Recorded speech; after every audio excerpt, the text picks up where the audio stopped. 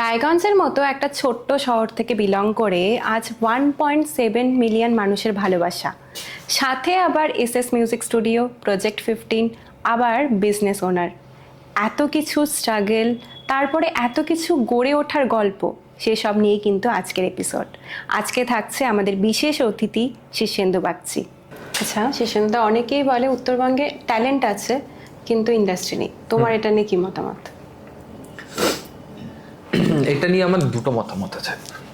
আমি আবার বলবো, বেঙ্গলকে আমি দুটো ভাগে কিন্তু ভাগ করে কোনো সময় কথা বলছি না। এক হচ্ছে উত্তরবঙ্গের ট্যালেন্ট আছে, ইন্ডাস্ট্রি নেই। এটার পিছনে দুটো রিজন। এক হচ্ছে উত্তরবঙ্গে ইন্ডাস্ট্রি না থাকার পিছনে কারণ হচ্ছে এই যে ট্যালেন্টগুলো আছে না, এই ট্যালেন্টগুলো কোনোটাই স্থায়ী নয়, মানে চিরস্থায়ীর জন্য এই ট্যালেন্টগুলো নয়। ট্যালেন্ট অনেক আছে। কীরকম, আজকে আমি গিটার বাজাতে খুব ভালোবাসি, আমি গিটার শিখছি, সেই আমার ইন্টারেস্ট গিটার বাজাতে। আমি 1 বছর 2 বছর শিখলাম, গল্প শেষ, আমি কি বা হুনু হয়ে গেলাম, চলো এবার বাজাবো। আলটিমেটলি কিছু হলো না, 2 বছরে ভাই হয় না। তো তারপরে আলটিমেটলি কি হলো তার? তো এখানে ট্যালেন্ট আছে, মানে এটা আমি সবার জন্য বলছি না, 60 to 70% আর্টিস্টই এরকম এখন হয়ে গেছে, দে আর নট প্রফেশনাল। এ তো অবশ্যই। এবার কলকাতাতে যদি গল্প আসি, দক্ষিণবঙ্গ হচ্ছে অনেক পুরনো প্রতিষ্ঠান, বড় বড় ইন্ডাস্ট্রি, শিল্প জগতের পরিকাঠামো, ফিল্ম ইন্ডাস্ট্রি, মিউজিক্যাল ইন্ডাস্ট্রি, শিল্পী, আর্টিস্ট, অ্যাক্টর, অ্যাক্ট্রেস, এভরিথিং, তারা বেশি মানে বিশেষ করে ইন্ডাস্ট্রি লেভেলটা পুরো মানে অনেক পুরনো দিন থেকেই কলকাতা শহরেই ভর্তি। এবং সেই সময় থেকে কি হতো, আমাদের এদিকেরও যারা আছে তারা কলকাতাতেই যেতে হতো। এবার সেই এই যে ট্রেনটা, এটা চলছে এখন।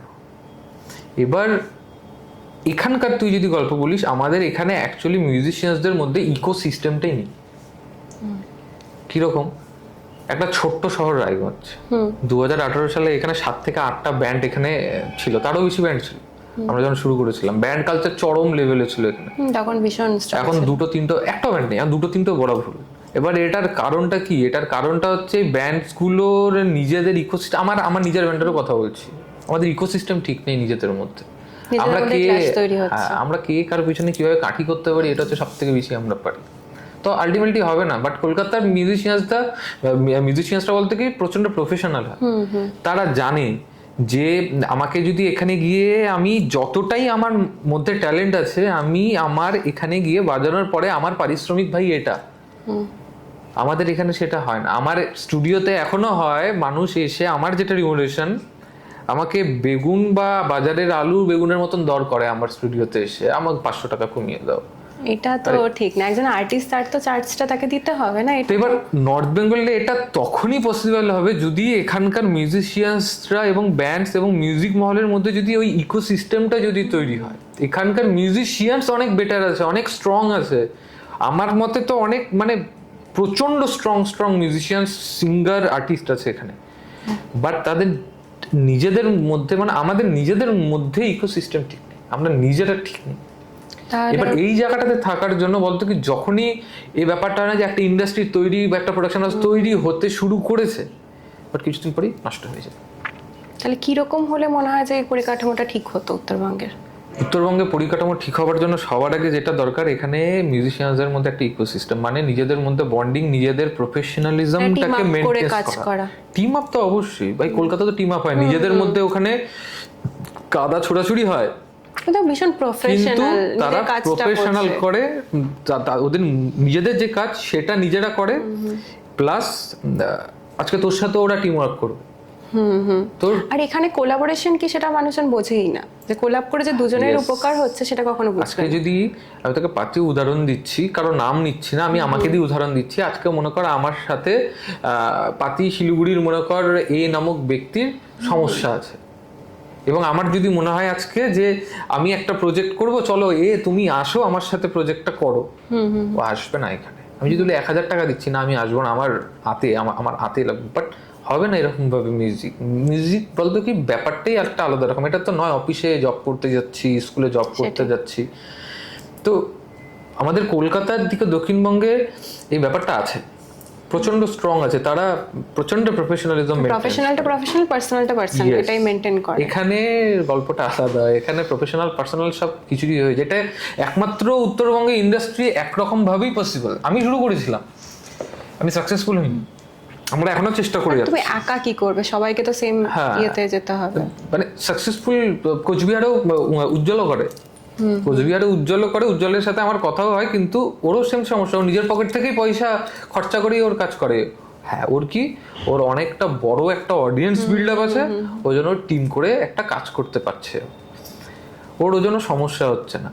এবার ফুল উত্তরবঙ্গ ব্যাপী দেখবি ওরকম কোনো বড় প্রোডাকশন নেই, একটা দুটো ছোট ছোট। আমরা কি এই 1.77 মিলিয়ন ওর 2 মিলিয়ন চ্যানেল কি আছে, এই দুটো তিনটে জায়গায়, শিলিগুড়িতে একটা আছে পিএসপি স্টুডিও না কি যেন, আমি নামটা ভুলে গেছি, ওদেরও ভালো ভিউজ হয়। তো গোটা উত্তরবঙ্গ জুড়ে এরকম দুটো তিনটে প্রোডাকশন, তো আবার কি আমরা আমাদেরকে স্মল প্রোডাকশন বলি। তো আলটিমেটলি তো বড় তো কিছু নেই, এরকম তো না যে আজকে দেবদা সেখানে কাজ করছে, আসবে কেন? আসবে কেন? কারণ কি, তুই আমাকে যে প্রশ্নটা করলি যে মানে কি করতে লাগবে, মেনলি তো এখানকার আরেকটা যেটা সব থেকে বড় ব্যাপার, এখানে আমাদের এখানে প্রডিউসারের অভাব আছে। আর যে সমস্ত প্রডিউসার আছে তারা আলটিমেটলি বোঝেই না গল্পটা কি। আমি যদি আজকে গিয়ে বলি যে ইউটিউব বা বর্তমান যে কালচারটা আছে আমাদের ডিজিটাল যুগে, যে এরকম ভাবে তুমি আমাদেরকে প্রডিউস করো, এর বিনিময়ে আমরা এটা করবো, এখান থেকে আমরা টাকাটাকে উঠিয়ে আনবো, আমরা তো খাটবো সেটার জন্য রে ভাই। বাট প্রডিউসার সেই জিনিসটাই বোঝে না, ভাবে আমি 5 লাখ টাকা দিচ্ছি ভাই, আমাকে তুমি 2 মাসে 10 লাখ টাকা করে দাও। হয় নাকি? কারণ এটা একটা আর্ট, এটা সময় দিতে হবে। দে আর বিজনেসম্যান, তো তারা বিজনেসটা কি বোঝে, আমাকে 2 মাসে 10 লাখ করো, 6 মাসে 10। আমার সাথে হয়েছে রিসেন্টলি, এই রিসেন্ট প্রোডাকশন করার আগেই যখন কথা হয়েছিল, লাস্টে আমাদেরকে বললো ঠিক আছে 5 লাখ দিচ্ছি, 1 বছর পর আমাকে 10 লাখ করে দাও, চলো নাও, আমরা মিউচুয়াল ফান্ড তাহলে। যেটাই তো ইন্ডাস্ট্রি এখানে হবে, অবভিয়াসলি কোনো না কোনো সময় তো হবে, বাট যদি সেটাকে খুব স্ট্রংলি যদি তাড়াতাড়ি আনতে হয় ভাই, মিউজিশিয়ানস এবং যত আর্টিস্ট আছে নিজেদের মধ্যে একটা খুব স্ট্রং একটা ইকোসিস্টেম নিয়ে আসতে হবে। উইথাউট ইকোসিস্টেম তো আজকে দাঁড়াবে, কালকে ভেঙে পড়ে যাবে, স্বাভাবিক। আর এবং এটাই হচ্ছে অ্যাকচুয়ালি। আরও একটা জিনিস যেটা শোনা যায়, যারা একটুখানি এস্টাবলিশ হচ্ছে এখানে, তারা বেশিরভাগই কলকাতা বা বোম্বে চলে যায়। সেটা কেন? বা তোমার কখনো ইচ্ছে হয়েছে যে না, রায়গঞ্জ ছেড়ে এতটা যখন ফেম পেয়েছি, চাই বাইরে গিয়ে কাজ করি? দেখ, 2011 সালের পরে আমি যখন জি মিউজিকে প্রথমবার কাজ করতে যাই, তো তখন আমি ওখানে কাজ করে আলটিমেটলি যেটা বুঝি, তুই যত বড় জায়গা থেকে তুই কাজ করতে শুরু করবি, তো আমার মানে ওখানে তুই যেই লেভেলে কাজ করবি সেই লেভেলের উপরে আরো বড় বড় মানুষেরা আছে, এবং ভাই তাদের কথা শুনে তোকে কাজ করতে হবে। মানে আলটিমেটলি আমি উচ্চারণ করতে পারছি না এখানে, মানে চেটে চেটে কাজ করতে হবে, তো আলটিমেটলি আমার দ্বারা তো সেটা হবে না। তো আমার তখন থেকেই মনে হয় যে আমি এখানে আসব, আমি এখানে বসে কাজ করব, যেটা হবার দেখা যাবে। কারণ কি, এইখানে কোনো ইন্ডাস্ট্রি, স্টুডিও, ইউটিউব করার মতন কেউ সেই সময় ছিল না। তো আমার কাছে একটা খোলা মাঠ ছিল, তো আমিও একটু চান্সে ডান্স মারলাম যে চলো দেখি শুরু করি, কেউ তো নেই, আমি শুরু করি, হবে ধীরে ধীরে। এখন তো অনেক হয়েছে, ধীরে ধীরে করছে। তো আমার মনে হয়েছে, হয়নি এমনটা নয়।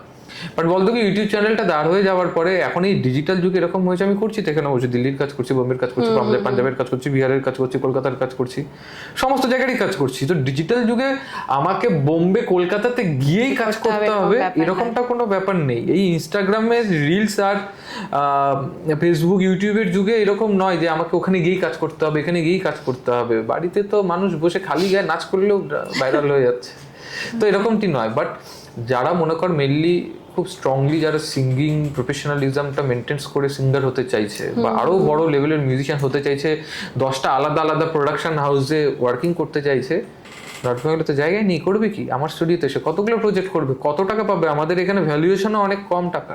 আমরা আজকে একটা রেকর্ডিং করে 3-4-5 হাজার টাকা কামাই করি, 10,000 টাকা বললে মানুষের মাথায় হাত হয়ে যায়। কলকাতাতে যাও, 10,000 টাকা থেকে শুরুই হয় ওখানে রেকর্ডিং, এখানে কেউ বোঝে না সেটা। তো সেই মিউজিশিয়ানস বা আর্টিস্টরাও কেন এখানে সে কাজ করবে? তাদের রিমুনারেশন কি পাবে? আমি যদি 5,000 টাকা পাই একটা রেকর্ডিং করে, ও তো 500,000 টাকা 1,500 টাকা বেশি তোকে দেবেই না। বাট কলকাতাতে যাও, দেখো 4-5 হাজার টাকা শুধু মিউজিশিয়ান শুধু চলে যায়, তারা কি করবে এখানে থেকে? তো তোমার কি এখনো কখনো ইচ্ছা আছে যাওয়ার, নাকি এখান থেকেই পুরোটা? দেখ, এই 2026 সালে এসে আমার কাছে যদি অফারও আসে, আমার আর যাওয়ার ইচ্ছে নেই। কারণ কি আমি এই জায়গাটাকে ভালোবেসে ফেলেছি।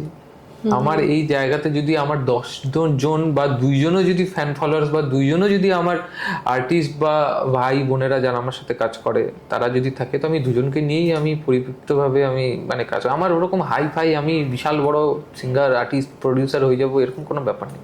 আমি এখানে থেকেই যা করছি, যতজনকে নিয়ে করছি, ভাই ঠিক আছে, আমার অত লাগবে না। আর যারা যেগুলো বাইরের কাজ আসছে, চলো আমি এখান থেকেই করে দিচ্ছি। তো বাইরের যদি কোনো প্রোডাকশনের এগ্রিমেন্ট আমার সাথে হয়, সেটা আমি এখান থেকে বসে করি। তার জন্য আমি গেলাম মাসে 1-2বার, বাট পার্মানেন্টলি আমি সেখানে গিয়ে বসে থেকে কাজ করছি, তুই বলতে পারি সেটা আমি বোকামি করছি। অবভিয়াসলি আমি বোকামির মতনই কথা বলছি, বাট আমার তো যাওয়ার আর ইচ্ছে করে না এখন। আমার এখানে থেকেও বেরোতে, মানে আমার এখানে থেকেই, মানে আমার এখানে একটা আমার নিজের মায়া ভালোবাসা একটা জড়িয়ে আছে, ইচ্ছা করে না আমার এখন। বাট হ্যাঁ, আমি 2 দিনের জন্য গেলাম, ওখানে প্রজেক্টটা করে চলে এলাম, এতটা অবধি ঠিক আছে। রায়গঞ্জের মতো একটা ছোট্ট শহর থেকে বিলং করে 1.7 মিলিয়ন মানুষের কাছে পৌঁছে যাওয়া, কি মনে হয় এখন? দেখ, যখন 2019-20 সালে যখন এটা হয়েছিল না, তো এরকম কোনোদিনও আমার মনে হয়নি যে আমি বিশাল বড় হনু হয়ে গেলাম, এরকম আমার কোনোদিনও মনে হয়নি। তো তখনও আমি যে সমস্ত মিউজিশিয়ানসদের সাথে যেভাবে মিশতাম, মাটিতে বসে খেতাম, টেবিলে বসে খেতাম, এখনো আমি মাটিতে বসেই খাই, টেবিলে বসেই খাই, এবং সেই সমস্ত মিউজিশিয়ানসদের সাথে সেইভাবেই মিলামিশা করি। তো পার্সোনালি ভাবে, তুই ব্যক্তিগতভাবে যদি আমাকে জিজ্ঞাসা করিস, আমার ব্যক্তি সত্তার মধ্যে কোনো রকম এটার প্রভাব বা কোনো কিছু এক্সট্রা কিছু পড়েনি। বাট তুই যদি আমাকে বলিস আমার মিউজিক্যাল লাইফের মধ্যে কি প্রভাব পড়েছে, হ্যাঁ অবভিয়াসলি আমার মিউজিক্যাল লাইফের মধ্যে অনেকটা বেশি প্রভাব পড়েছে। অনেক বেশি প্রডিউসার, অনেক বেশি নতুন নতুন মিউজিশিয়ানস, আর্টিস্টদের সাথে আমরা একসাথে অনেক বেশি কাজ করেছি। এইটা হচ্ছে একটা জাস্ট আমার, তুই যদি আমাকে বলিস যে কি ডিফারেন্ট এসেছে, তো আমার ডিফারেন্সটা হচ্ছে দুদিক থেকে এটা এসেছে আমার মধ্যে। আমার ব্যক্তির সাথে কোনো ডিফারেন্স আসে, বাট আমার মিউজিক্যাল জার্নিতে আমার পরিবর্তন এসেছে। নতুন নতুন আর্টিস্ট, প্রডিউসার, ব্লাবলা, যেটা যেটা হয় আমাদের মিউজিক্যাল ইন্ডাস্ট্রিতে, সেগুলোতে আপডেটেড হয়েছে অনেক। আচ্ছা, আর এসএক্স মিউজিক স্টুডিও এটা কিভাবে হলো, মানে এটা যদি একটু বলতে ডিটেলসে। দেখ, এটার একটা না সলিড গল্প আছে। আমার আগে স্টুডিওর নাম এসএস মিউজিক স্টুডিও ছিল না। আচ্ছা, আমার স্টুডিওর নাম আগে ছিল G2 অডিও ওয়েব। এবার এটার পিছনে কারণ ছিল, জি ফুল ফর্ম আমি রেখেছিলাম Genesis, G2 Genesis 2 audio web. এটার কারণ হচ্ছে আমার 2011 সালে আমার একটা ব্যান্ড ছিল, যেটা আমার ফার্স্ট ব্যান্ড, এবং রায়গঞ্জের মধ্যে I think we are the second, আমাদের সেকেন্ড ব্যান্ড। কারণ কি, তার আগে রায়গঞ্জ রকার্স ছিল, অনেক পুরোনো ব্যান্ড। তো আমার ব্যান্ডের নাম ছিল তখন জেনেসিস, বাট 2014-15 সালে ব্যান্ডটা আমার ভেঙে যায়। তো যখন জেনেসিস, যখন ব্যান্ডের নাম যখন আমাদের ছিল, তো সেই সময় থেকে আমি আমার স্টুডিওর নামটা ওখান থেকে আসে যে G2 অডিও ওয়েব। এবং পরবর্তীকালে ব্যান্ড ভেঙে যাওয়ার পরে 2014-15 সালের দিকে আমি স্টুডিওর নামটা চেঞ্জ করি, এস ফর শীর্ষেন্দু, এবং নাদার এস ফর হচ্ছে আমার মায়ের নাম সঞ্চিতা। এই দুটো এসকে নিয়ে আমি এস মানে এসএস মিউজিক স্টুডিও, আমি এটা হচ্ছে মেনলি নামকরণ করি। আচ্ছা, তো সেই সময় যখন 2011-তে শুরু করেছিলে, সেরকম ভাবে তো পেতে না, ধরো যারা ক্লায়েন্টস হোক বা কিছু, তো সেই অডিও রেকর্ডিং এ। দেখ, 2011 সালের গল্পটা যেরকম ছিল, সেটা হচ্ছে টোটালি আমার ঘরে বসে স্টুডিওতে বসে মাছি মারার মতন একটা গল্প ছিল। মানে আমার 2011টাই আমি বলবো না, 2011 টু 2014-15 সাল অব্দিও তুই যদি আমাকে বলিস যে কি করেছো, আমি ঘরে বসে মাছি মেরেছি ভাই। তো সেই সময় ডিপ্রেশন আসে নিজেকে একটা? আমার ডিপ্রেশন আসেনি, কারণ কি আমি কোনোদিনও প্রফেশনালিজম ভাবিনি সেই সময়। আমি তো শখে করতাম, আমি করতে ভালোবাসতাম, আমি এক্সপিরিয়েন্স করতাম, এরকম হচ্ছে, এটাও হচ্ছে, ভালো লাগছে না, এটাও হচ্ছে, দিদিকে শোনাতাম, কাকুকে শোনাতাম, মামাকে শোনাতাম, কেমন লাগছে, এটা কেমন লাগছে, এতটুকুনি। আমি কোনোদিনও ভাবিনি আমি স্টুডিও করব, আমি 10টা মানুষকে প্রডিউস করব, আজকে 10 জনের সাথে কাজ করব, বাইরের প্রজেক্ট করব। আমার কোনোদিন এগুলো চিন্তাই আসেনি। আমার শুধু চিন্তা এসেছে আমি ভালোবাসি, আমি করবো, যা হওয়ার হবে, এটা আমার যদিও পরে মাথায় এসেছে। মানে আমি করছি শখ, আমি জাস্ট আমার প্যাশন। আমি কিবোর্ড যেহেতু বহুত দিন থেকে বাজাতাম, জাস্ট এটা একটা শখের উপর ডিপেন্ড করে। কোনো এক্সপেকটেশন ছাড়া কাজ করাটাই ভালো, তাহলে এই জিনিসগুলো আসে না, ডিপ্রেশন হোক। মানে আমার সাথে তো তখন ওটা ছিল, বাট যখন প্রফেশনালিজমের মধ্যে যখন ঢুকে যাবে, তখনই হচ্ছে মেইনলি এই সমস্ত ডিপ্রেশন এগুলো তখন ধীরে ধীরে আসতে শুরু করে। একটা এক্সপেকটেশন তৈরি হয়ে যায়, আজকে যদি কাস্টমার না আসে খারাপ লাগবে, তখন হচ্ছে এক্সপেকটেশন বাড়বে। আর যখন শখ থাকে তখন ওগুলো কোনো এক্সপেকটেশন ওগুলো থাকে না, তখন নর্মাল। তো 2011-র পরে তোমার সব থেকে বড় কেরিয়ার জাম্প হচ্ছে 2015 না, তাহলে 2011 পরে আমার কেরিয়ার জাম্প হচ্ছে 2019। 2019 আমাকে 8 বছর খাটতে হয়েছে, আমাকে 8 বছর ইউটিউব নিয়ে খাটতে হয়েছিল। আর প্রজেক্ট 15টা প্রজেক্ট 15 2019। 2019 ওকে। তো আমার 2018-19-এ যখন আমার চ্যানেল যখন গ্রো করে, তা প্রজেক্ট 15টার গল্পটা যেটা সেটা আমি তোকে বলছি, বাট 2019 হচ্ছে তোর হচ্ছে আমার অ্যাকচুয়ালি মানে আমার কামব্যাকটা 2019-এর, মানে 8 বছর স্ট্রাগল করতে হয়েছে তোমাকে। 15 পর থেকে আমি ধীরে ধীরে নিজেকে এটার ভিতরে অ্যাপ্লাই করি যে হ্যাঁ আমি এখন একটু জেনে গেছি, এখন একটু শিখে গেছি, এখন দুইজনকে নিয়ে আমি একটু কাজ করি। আচ্ছা, আমি এখন তিনজনের একটু কাজ করি, প্রফেশনালিজম মেনটেন করে দেখি মার্কেট কি বলছে। তখনও মার্কেট ছিল না ভাই এখানে এরকম এত কিছু, রেকর্ডিং এখানে এত মানুষ বুঝতো না, এত টাকা দিয়ে রেকর্ডিং করবো বা কি হবে, মানে একটা বিধিকিচ্ছিরি ব্যাপার ছিল সেই সময়। তো 2019-এ প্রজেক্ট 15, এখন প্রজেক্ট 15-এ আসি, কারণ তোমার ক্যারিয়ারে একটা সবথেকে বড় মোড় বলতে পারো প্রজেক্ট 15। তো সেটার ভাবনাটা কি করে আসলো? দেখ 2019 সালে আমার চ্যানেল যখন দাঁড়িয়ে যায়, 19-এর পরে পরে চ্যানেল যখন গ্রো করলো, আফটার সেই সময় ইউটিউব থেকে আমাদের ফান্ড আসতে শুরু করে, একদম বাস্তব কথা। এবং সেই সময় কলকাতার, আমি যদি এখানে নাম বলি তাহলে ভুল হবে, আমি নাম বলছি না আমি, তো একজন দাদা ছিলেন যিনি আমাদেরকে একটা প্রস্তাব দিয়েছিলেন। তো সেই সময় রায়গঞ্জে এখন যা মিউজিশিয়ানস আছে, সেই 2018-19 সালে অনেক বেশি মিউজিশিয়ানস রায়গঞ্জে ছিল এবং খুব স্ট্রং কালচার্ড মিউজিশিয়ানসরা ছিল। তো সেই সময় কলকাতার একজন দাদা ছিলেন, তিনি আমাদেরকে একটা প্রজেক্ট অফার করেন। কলকাতাতে সেই সময় অনেক বড় বড় প্রজেক্ট হচ্ছিল এবং সেরকমই একটা বড় প্রজেক্ট ছিল। প্রজেক্টটার নামটা আমার ঠিক খেয়াল আসছে না এখন। তো ওই প্রজেক্টটা আমাদেরকে হ্যান্ড ওভার করা হয়, সেখানে একটা গান দেওয়া হয় এবং সেই গানটা হচ্ছে তন্ময়দার করার কথা ছিল। তন্ময়দা এখন শিলিগুড়িতে থাকে এবং আমরা ডিসাইড করি যে গানটার ফুল কনসেপ্ট আমি রায়গঞ্জ এবং শিলিগুড়ি বেস্ট করে আমরা করব, মানে এখানকার মিউজিশিয়ানদেরকে ক্লিয়ার আউট করব। আমার মনে আছে তন্ময়দা গান করার কথা ছিল, বাবুদা ড্রামসে ছিল, বুবলাই গিটার বাজিয়েছিল, প্রলয় বলে একজন আছে গিটারিস্ট, ও গিটার বাজিয়েছিল, অ্যারেঞ্জমেন্ট হয়েছিল। এবং যেহেতু কলকাতা এবং রায়গঞ্জের অনেকটা ডিস্টেন্স, তো এখান থেকে কি করতাম, আমরা অল্প অল্প করে প্রজেক্ট করতাম, পাঠানো হতো কেমন লাগছে। আমার তো এখানে যদি বাড়ির পাশে হতো তাহলে এখানে আসতো, দেখতো, শুনতো আর চলে যেত। তো যতবার পাঠিয়েছি ততবারই আমাকে বলা হতো দারুণ হচ্ছে ভাই, করতে থাক, চালিয়ে যা, দারুণ হচ্ছে। এবং সেইভাবে যখন ফুল প্রজেক্ট আমাদের কমপ্লিট হলো, ফাইনাল মিক্সিং মাস্টারিং হলো, আমরা ডেলিভার করলাম। ডেলিভার করার পরে আমাদেরকে বলা হলো যে দারুণ হয়েছে, এটা রিলিজ করে দেবো, তোরা কবে আসবি এখানে শুটিংয়ের জন্য। তো বাকিদের সাথে কথা বলে আমরা বললাম ঠিক আছে চলে যাবো, এরকম একটা ডেট ফিক্সড হলো, যাবো। তো তার ঠিক 2-3 দিন পরে আমার মনে আছে, ডেটটা ছিল 15ই আগস্ট, আমাকে ফোন করা হয়। ফোন করে বলা হয় যে ভাই তোদের প্রজেক্টটা ক্যান্সেল হয়ে গেছে, তো আমরা পারবো না তোদের প্রজেক্টটা এখান থেকে নিতে। লাস্ট মোমেন্টে জানিয়েছে।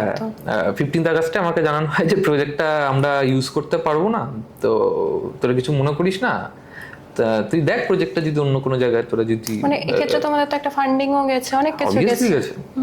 ফান্ডিং এর থেকে বড় ব্যাপার হচ্ছে যে এতগুলো মিউজিশিয়ান যারা আমার একটা কথা বলাতে যারা এসে কাজটা করেছিল, 1 পয়সাও নেয়নি তারা আমার কাছ থেকে। হ্যাঁ, আমাদের ফান্ডিংটা কোথায় গেছিল, পার্টিকুলার কিছু কিছু সেগমেন্টে, মনে কর কিছু কিছু প্রোডাকশনে, লাইক মনে কর এক্সট্রা তবলা আমাদের একটা ওখানে ইনস্ট্রুমেন্ট ছিল, সেখানে আমাদের একটা প্রোডাকশন গেছিল, ভ্যালিন ছিল, সেখানে আমাদের প্রোডাকশন খরচা গেছে। গিটারিস্ট আমার কাছ থেকে 1 পয়সাও নেয়নি রায়গঞ্জের, বেসিস্ট নেয়নি, ড্রামার নেয়নি, সিঙ্গার নেয়নি।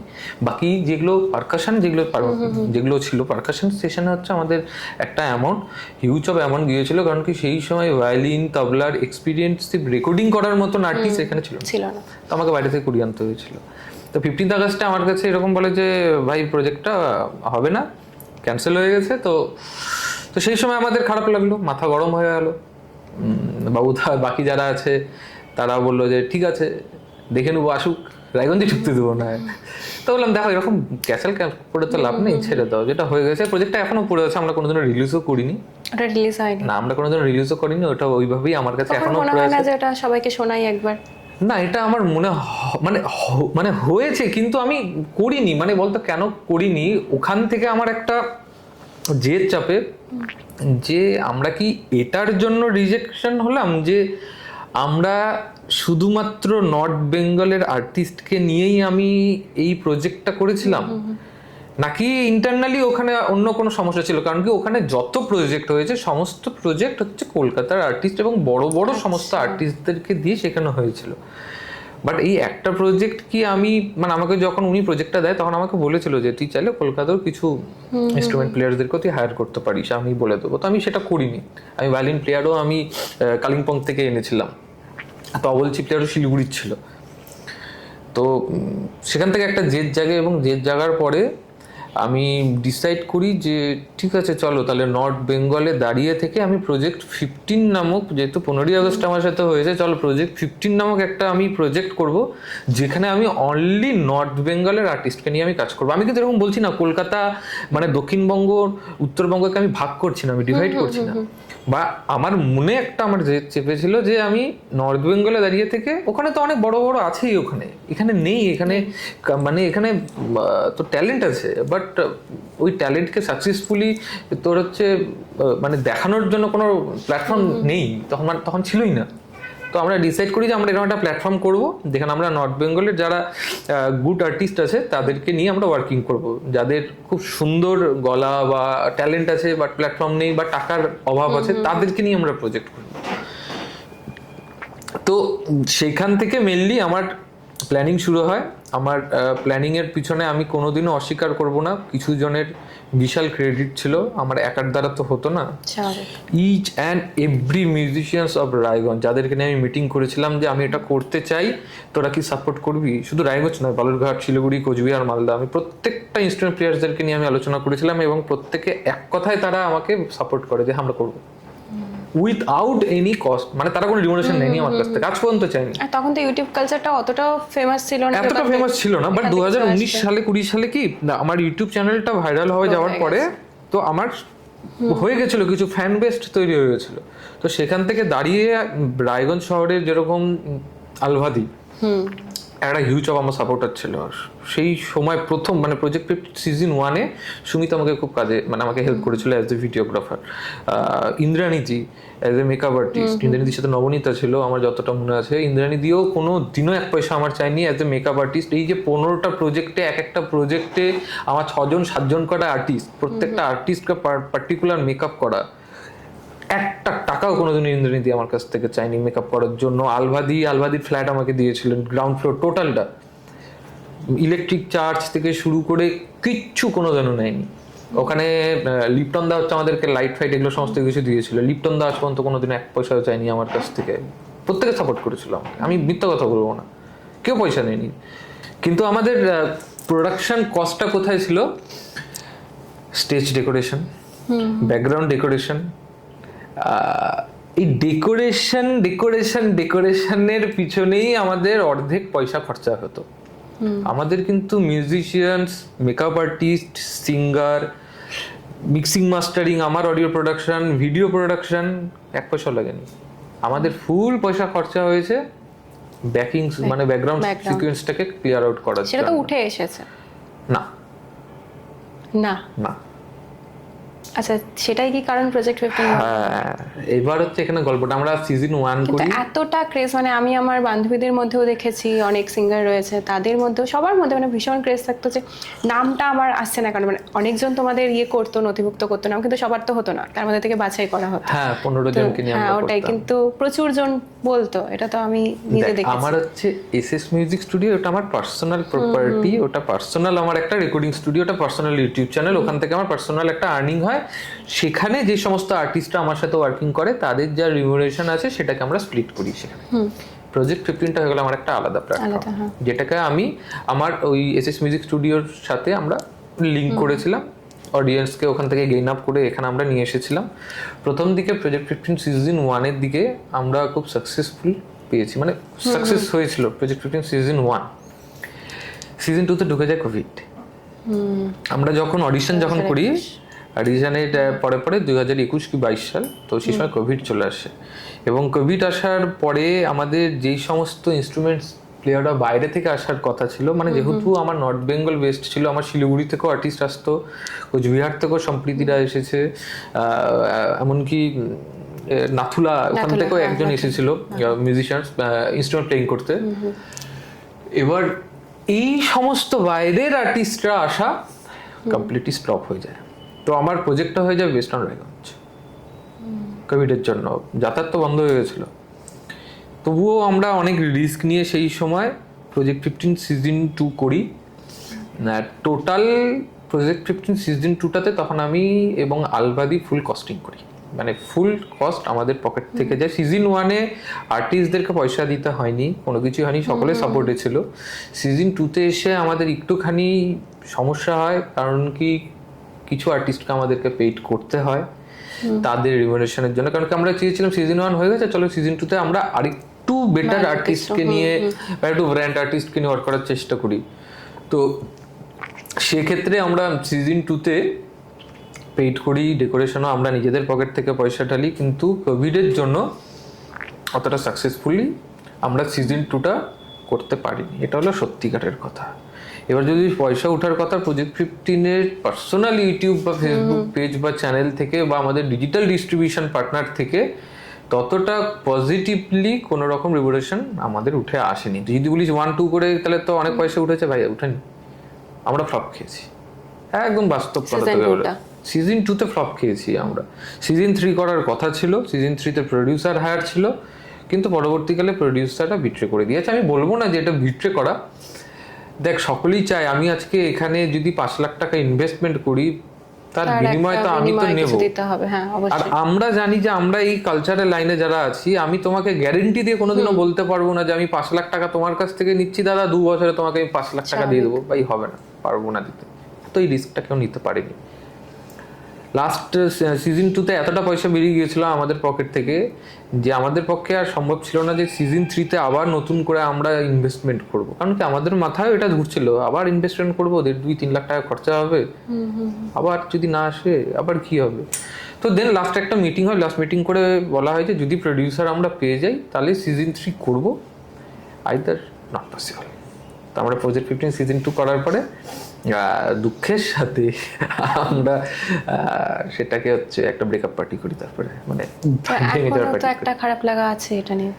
তাই খারাপ লাগা এটা সারা জীবন থাকবে। কারণ কি সিজন শুরু করেছিলাম আমরা নিজে হাতে করেছি, রাত্রি জেগে সেট আপ তৈরি করেছি গরমের মধ্যে। এই যে সমস্ত জিনিসগুলো যখন মনে পড়ে তখন খারাপ লাগে যে তো মনে হচ্ছে না আরেকবার শুরু করা যেতে পারে, এটা 2026 একটু হলেও তো এগিয়ে করা যেতে পারে। কিন্তু বলতো কি 2019-20 সাল এবং 2026 সাল মাঝখানে 6-7 বছর কেটে গেছে। এই 6-7 বছরে বলতো কি আমাদের লাইফস্টাইলের অনেক পরিবর্তন এসে গেছে। সেটা স্বাভাবিক। 2019-20 সালে আমরা একরকম জীবনযাপন করতাম, আমাদের মেন্টালিটি একরকম ছিল। 2026 সালে এসে আমাদের জীবনযাপন, আমাদের মেন্টালিটি একদম আলাদা হয়ে গেছে। তো সেখান থেকে দাঁড়িয়ে থেকে এখন আমরা ভাবি যে 2019-20 সালে কি আমাদের উঠলো, ভাই আমরা করবোই, চিন্তা ভাবনা এখানে আমাকে করতেই লাগবে জেদ। কিন্তু 2026 সালে জেদ হলো আমাকে চিন্তা করতে হয়, এটা করবো, এটা করার পিছনে কি রিজন, করে কি হবে, আলটিমেটলি কি ফলটা হবে, আমাকে এখন এটা ভাবতে হয়।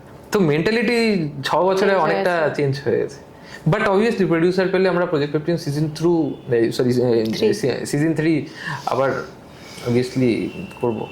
তো দর্শকদের উদ্দেশ্যে এটাই বলবো, যদি কেউ থাকো অবশ্যই শিশান্তার সাথে কন্ট্যাক্ট করতে পারো, কারণ আমরাও কিন্তু প্রজেক্ট 15 সিজন 3 দেখতে চাই, আশা করি তোমরাও দেখতে চাও, কি তাই তো? একদম। তো আমরা সবাই জানি একসময় ব্যান্ড কালচার অনেকটা শক্তিশালী ছিল, এখন প্রায় শেষের পথে, কেন এটা মনে হচ্ছে, মানে কেন হচ্ছে? দেখ একটা সময় যখন আমরা শুরু করেছিলাম না, অ্যাকচুয়ালি সেই সময় মিউজিকের যে কালচারটা আমাদের, আমি রায়গঞ্জ শুধু বলছি না, বালুরঘাট, মালদা, রায়গঞ্জ, শিলিগুড়ি, জলপাইগুড়ি, কোচবিহার, আমি সমস্ত এরিয়ারই বলছি, প্রত্যেকটা মিউজিশিয়ানস খুব ডেডিকেটেড ছিল এবং তারা প্রত্যেকে নিজের নিজের যে সত্তাটা, মানে নিজের নিজের ইনস্ট্রুমেন্টস বা সিঙ্গিং বা লাইক মনে করো কেউ গিটার বাজাতে ভালোবাসে, কেউ বেস বাজাতে ভালোবাসে, তো সেটাকে নিয়ে তারা খুব মানে অ্যাট্রাকটিভ ছিল বিষয়গুলোর উপরে, খুব প্র্যাকটিসও করতো, আমরা নিজেরাও করেছি একটা সময়। সেটা ছিল 2011, 12, 13, 14, 15, 16, 17, 18টা যখনই এলো, তো এই ছেলেপুলেগুলো কি হলো, ধীরে ধীরে বড় হতে শুরু করলো। সেই সময়টাতে মানে 18 আগ অব্দি বা 13, 14, 15 সালে মনে কর এরা কি হতো, কলেজে পড়তো এবং নিজের পকেট চালানোর জন্য যতটা পয়সা দরকার পড়তো সেটাই টুকটাক সৌফ করে উঠে যেত। এবার কি হলো, বড় হওয়ার সাথে সাথে একটা ইনকাম সোর্স সকলেরই একটা নিডেড হতে শুরু করলো। এখানে তো ইন্ডাস্ট্রি নাই, কিছু তো একটা করে খেতে হবে রে ভাই এদেরকে। প্রায় রায়গঞ্জের শুধু নয়, আমাদের এখানকার প্রায় 50-60% মিউজিশিয়ানস বাইরে চলে গেছে শুধু জবের জন্য, পয়সা রোজগার করার জন্য। তারা কিন্তু এই 50% মিউজিশিয়ানস আজকে গিয়েছে তারা মিউজিক করছে এরকমটি নয়। আমার চোখের সামনে দেখা রায়গঞ্জে 3-4 জন আছে যারা বাইরে গিয়ে কোম্পানিতে জব করছে, অপশন নেই, তারা গিটার বাজানো ছেড়ে দিয়েছে, পয়সা রোজগার করতে লাগবে। শুধু মিউজিক করে এখানে লাভ নেই তো কোনো, পেট তো চালাতে লাগবে। হতো 5-6-7-8 বছর হয়েছে আমি নিজের ওই 2টা 10 টাকার সিগারেট আর অল্পটুকুনি জলপানি খাওয়ার জন্য আমার 2টা শো করে চলে আসতো। বড় হয়েছি, বিয়ে শাদী করতে হবে, বাবা মাকেও দেখতে হবে, ফ্যামিলি রেসপন্সিবিলিটি রয়েছে। আর আমার ওই 200-300-500-1000-1200 টাকাতে এখন আর হবে না, সামথিং তো কিছু করতে লাগবে। কি করবে এখানে থেকে? আইদার তাকে কোনো জব করতে লাগবে। তো সেই জবের জন্যই বেশিরভাগ আজকের রায়গঞ্জের বেশিরভাগ পুরানো যারা মিউজিশিয়ান 50% মিউজিশিয়ানসই বাইরে চলে গেছে জবের জন্য। তার মধ্যে 10-15% হয়তো বা মিউজিশিয়ানস আছে যারা শুধু মিউজিক কালচার নিয়ে যারা আছে, যাদের ব্যাকগ্রাউন্ড খুব স্ট্রং আছে, বাবা মা তাদের খুব সাপোর্ট করে এবং বাবা মায়ের মানিগত দিক থেকেও তারা প্রচন্ড স্ট্রং, এবং তারা কলকাতা থেকে স্ট্রাগল করছে। তো হ্যাঁ বুবলাই করছে, তো ওরা তো বিদেশে গিয়েও শো করে এলো, ওখানে একটা ব্যান্ড করছে, ছড়াছড়ি শিলিগুড়িতে গান ফান করছে। আর কোথায় বাকি খুব কম জনই মানে এরকম লাকি পার্সন থাকে যে প্যাশনটাকে প্রফেশনে নিতে পারে। একদম, কারণ একটা তো ফ্যামিলি রেসপন্সিবিলিটি আছে, সবকিছু চালাতে হবে, একটা টাইম পর একদম। বাট কিছু কিছু জন আছে যারা প্রফেশনালি সিঙ্গিং এর জন্য বাইরে গেছে, যেরকম যেমন সিন্ধুজিৎ দাকে যখন চিনতাম সেই 2011-12 সালে, তখন তো সিন্ধুজিৎ দা এতটা ব্র্যান্ড ছিল না তখন যেভাবে চিনতাম, তো তখন অ্যাকচুয়ালি খুবই মাটির মানুষ সিন্ধুজিৎ দা, অবশ্যই। তো এখন তো তারপরে ও বাইরে চলে গেল, নিজেকে সাজিয়ে দিল ওখানে, আজকে ব্র্যান্ড হয়ে গেল। বাট আমাদের এখানে সকলে এটা হয়নি, সকলের জন্য এটা পসিবল হয়নি।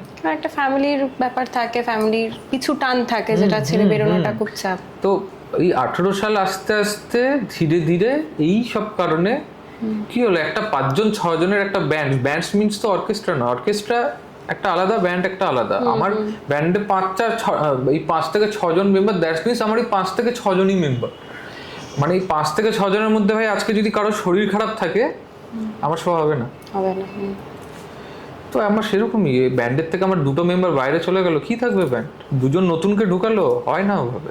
অ্যাডজাস্টমেন্ট করতে করতেই সিঙ্কের একটা ব্যাপার আছে, ধীরে ধীরে ব্যান্ডসগুলো সব গায়েব হতে শুরু করে দিল। তারপরে আর নতুন ওই আমাদের সময় যেভাবে শুরু করেছিলাম 2011 থেকে 18 অবধি, তারপরে 2026 আজকে নতুন কোনো মিউজিশিয়ানস নেই। তুই আজকে আমাকে দেখা বা তুই যদি একটু খবর নিস, রায়গঞ্জ শহরে ওই 2011 সালের পর থেকে 2014, 15, 16, 17 সালে যেই কয়জন মিউজিশিয়ানসরা উঠেছিল বেঁচে আছে, আমি তোকে গুনে তোকে নাম বলে দেবো। মৃন্ময়, প্রলয়, লাল, কৌশিক দা, এদিকে হচ্ছে আমার মাথায় আসছে না, আমি মিউজিক করছি এখানে। তো এরকম গুনে 7-8 জন আছে যারা পুরনো দিনের এখনো যারা মিউজিকটার সাথে যুক্ত। তুই আমাকে এরকম নতুন 10 জন আর্টিস্ট বা মিউজিশিয়ানসের নাম দেখা যারা প্রফেশনালিজম ভাবে শুধু মিউজিকটাই যারা করছে। তো অনেকে রয়েছে যারা হচ্ছে ধরো করতে করতে না এখন চাকরির জন্য প্রিপারেশন নেবো চলে গেছে। 3-4 জন আছে রায়গঞ্জে নতুনত্বের মধ্যে, যারা 3-4 জন আছে, রূপ মনোজিৎ, এরা করছে অল্প অল্প করে নিজেদেরকে মানে করছে। বাট এখনো সেই পুরানো যারা আমরা শুরু করেছিলাম তারা যেই সমস্যা আছে তারাই আছে। আমাদের এরকম হয় না যে আমাদের জায়গায় আবার নতুন আবার এসে বসবে, আমাদেরকে তো ছাপাবে, আমাদেরও ভালো লাগবে, আমাদের থেকে আরো বেটার কিছু করুক। তারা নেই, কেউ এগোতেই চাইছে না, কারণ একটা ক্যারিয়ার তো লাগবে না। একটা সময় পরে গিয়ে পিছিয়ে যেতে হচ্ছে বা সামথিং কোনো কারণে বাইরে এদিক ওদিক চলে যেতে হচ্ছে, আর কিছুই না। ওটাই, অনেক ভারী কথা হলো। তো একটু মজার কথায় আসা যাক। তুমি তো অনেক জায়গায় শো করতে গেছো, তো শো করতে গিয়ে কোনো কথা যেটা এখনো হাসি পায় বা একটা মনে দাগ কেটে রয়েছে, সেরকম কোনো ইনসিডেন্ট যদি শেয়ার করতে। দেখ 2011 সাল থেকে তো শো করা আমার, এবার আমার মনে আছে 2012 সালে, তখন আমার ব্যান্ড ছিল জেনেসিস, এক্সজেন ছিল না। আমার বর্তমান ব্যান্ড এক্সজেন, সেই সময় ছিল জেনেসিস। আমার জেনেসিসের মেম্বাররা আলাদা ছিল। তো সেই সময় আমাদের একটা শো ছিল, এটা সম্ভবত শ্যামপুরের থেকেও অনেকটা ভেতরে, আমার জায়গাটার নাম মনে নেই। এবার কি হতো 2011-12 সালে আমরা যখন প্রথম স্টেজ করেছিলাম, আমরা স্টেজে উঠলাম রাত্রি 9টার সময়, সামনে দেখলাম অনেক লোক বসা, গান করতে শুরু করলো, প্রথম গান করলো ব্যান্ডের গান, তখন প্রথম গান হলো, সব লোক উঠে চলে গেল। শুধু দেখতে পাচ্ছি বাঁ দিকে কয়েকটা ক্লাব মেম্বার, এদিকে কয়েকটা ছাগল গরু দাঁড়ায় আসছে, মানে ওরা গরু ছাগল ইয়ে করছে। ব্যাট কালচার তো অতটা স্ট্রং ছিল না 11, 12, 13, 14 সালে।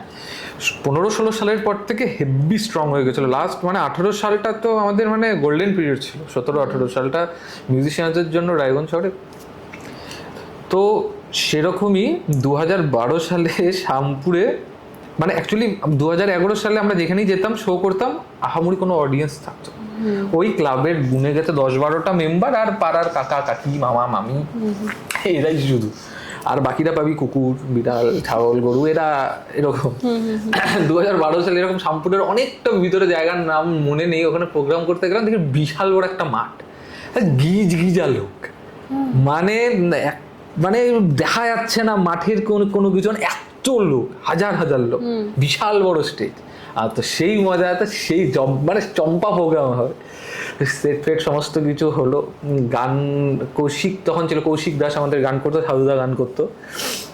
প্রথম গান করলো রাহুলদা, তখন গিটার বাজাতো আমাদের। আচ্ছা, রাহুলদা গিটার বাজিয়ে, রাহুলদা তখন বড় বড় চুল ছিল, গিটার বাজিয়ে পুরো এইভাবে চুল ঝাঁকাচ্ছে, এইভাবে পুরো চুল সামনে এরকম হচ্ছে।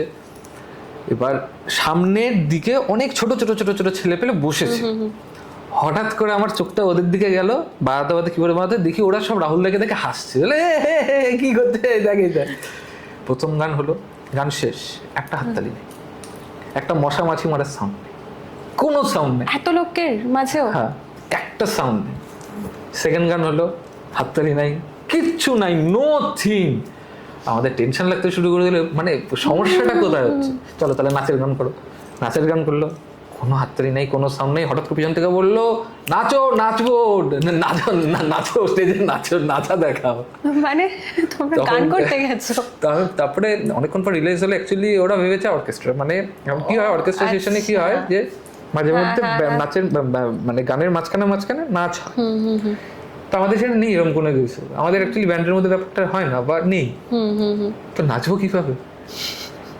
উদাম ক্যাচার লেগে গেল স্টেজে, মানে আমাদেরকে মারবে এরকম ব্যাপারটা, কারণ নামতে দেবো না, যেতে দেবো না, পয়সা দেবো না, কিচ্ছু করবো না, গাড়ি আটকিয়ে রাখে, যাওয়া হবে না। এবার আমার তখন মনে হলো, ভাই আমার কাছে আমার কিবোর্ড আছে, কিবোর্ডটা আমি আগে নিলাম স্টেজে, আমি প্রোগ্রাম করবো না, কিবোর্ডকে বাঁচাইতে লাগবে, আমার কিডনির থেকেও বেশি দাম আছে, আমি নিয়ে আগে গাড়ির ভিতরে ঢুকালাম, এবার তোমরা যা ইচ্ছা করো। মোটামুটি ওখানে আমাদেরকে 1 থেকে 1.5 ঘন্টা আটকে রেখেছিল। তো ওরা যখন তোমাদের কন্ট্যাক্ট করেছিল তো সবকিছু জেনে করেছিল? যারা অ্যাকচুয়ালি কন্ট্যাক্ট করেছিল তারা ব্যান্ডের গান ভালোবাসতো, ক্লাব মেম্বার তো 10-12 জন 20 জন, বাকি যে ওখানকার অডিয়েন্স, সেই যে 1-2 হাজার অডিয়েন্স, তারা ব্যান্ডের গানের সাথে পরিচিত নয়, তারা নাচের গান বা ওই ধরনের গানের সাথেই তারা পরিচিত, এবং তাদের এক্সপেকটেশনটা ওটাই ছিল এরকম টাইপের কিছু। হ্যাঁ, সেই জন্য আমরা স্টেজে উঠে আমরা আনন্দ পেয়েছিলাম যে এত অডিয়েন্স, সেই মানে ফাটিয়ে প্রোগ্রাম করবো। যখন একটা মাছি মারার বা হাততালিরও যখন সাউন্ড নেই, তারপরে যখন টেনশন হতে শুরু করলো, আমরা 3টা গান করেছিলাম, 3টা গান করে 1 ঘন্টা ধরে ওখানে আটকানো ছিল, 1 থেকে 1.5 ঘন্টা ওখানে গাড়ির মধ্যে আমরা বসেছিলাম, ওদেরকে কেউ আসতে দিচ্ছিল না ওখান থেকে। তারপরে ওখানকারই ক্লাব মেম্বাররা এসে অনেক এদিক ওদিক কষ্ট মষ্ট করে আমাদেরকে তারপরে গাড়িটাকে বের করলো, আরামসে আমরা শিলিগুড়ি মোড়ে আসলাম, এসে আরামসে বসে শ্যামপুরের ভেতরে, আরো অনেকটা ভেতরে একটা বড় মাঠ আছে, ওখানে একটা সম্ভবত ঈদের প্রোগ্রাম ছিল। আমরা অতটা মানে রিয়েলাইজ করতে পারিনি সেই সময়টাতে যে এরকম হতে পারে, ওখানে গিয়ে ওখানকার অডিয়েন্সরা হয়তো বা ব্যান্ডের গান পছন্দ না। তো 2012 পরে কি পরে কখনো স্টেজে উঠতে গিয়ে ভয়টা হয়েছিল যে এরকম হতে পারে? আমরা তারপর থেকে বলতে কি করতাম, আমরা আগে জিজ্ঞাসা করে নিতাম যে আমরা যে ব্যান্ডের, তারপর থেকে আমাদের কোনোদিনের সমস্যাটা হয়নি যে যেখানে ব্যান্ডের প্রোগ্রাম করতে যাব তো সেখানকার মানুষরা ব্যান্ডের গান শোনে, তো মানে এরকম না তো যাবো উঠে চলে তার থেকে আমরা করবো না, এটা আমাদের ক্ষেত্রে না, এটা রায়গঞ্জে 2011-12 সাল থেকে যে সমস্ত ব্যান্ডরা ছিল তাদের সকলের সাথেই ঘটনা ঘটেছে, এটা আমরা একা এটার ভুক্তভোগী নয়। আমাদের হয়তো বা ওই জায়গাটাতে ঘটেছে, আরো ব্যান্ড আমাদেরও যারা পুরানো ব্যান্ড ছিল রায়গঞ্জের, রকাস আমাদেরও পুরানো ব্যান্ড, তাদের সাথেও এরকম ঘটনা ঘটেছে, হয়তো এর থেকেও বড় ঘটনা ঘটেছে ওদের সাথে। আমাদের সাথে এরকম একটা মজাদার হেভি মজাদার এরকম হ্যাঁ স্বাভাবিক, ওইভাবে আটকে থাকা আর এত অডিয়েন্সের মাঝে মানে এরকম একটা মানে ভয়ানক প্লাস হাস্যকর একটা ঘটনা ঘটেছিল। তো তারপরে কোনোদিনও আর এই ধরনের ঘটনা ঘটেনি। হয়নি। যেখানে গিয়েছি প্রমিনেন্ট শো করে বেরিয়ে চলে এসেছি সসম্মানের সাথে। আচ্ছা, একটা কোশ্চেন যেটা ধরো অন্যভাবে নিও না, ফার্স্টে হ্যাঁ। বলছি, মানে তোমার কম্পিটিটর হিসেবে আমি কোশ্চেনটা করছি না, তোমার তো অনেক ফেলো ক্রিয়েটার রয়েছে, তো তাদের কার কাজটা দেখে মনে হচ্ছে যে সে খুব ভালো কাজ করছে বা তাকে কিছু বলতে চাও এরকম কিছু? দেখ, তুই যদি বলিস 2011 সাল থেকে কেউ ছিল না, তুই যদি তারপরে বলিস 2014-15 সালের পরে যাদের যাদের সাথে আমার পরিচয় হয়েছে, তোকে আমি দুরকমভাবে অ্যান্সার দিই।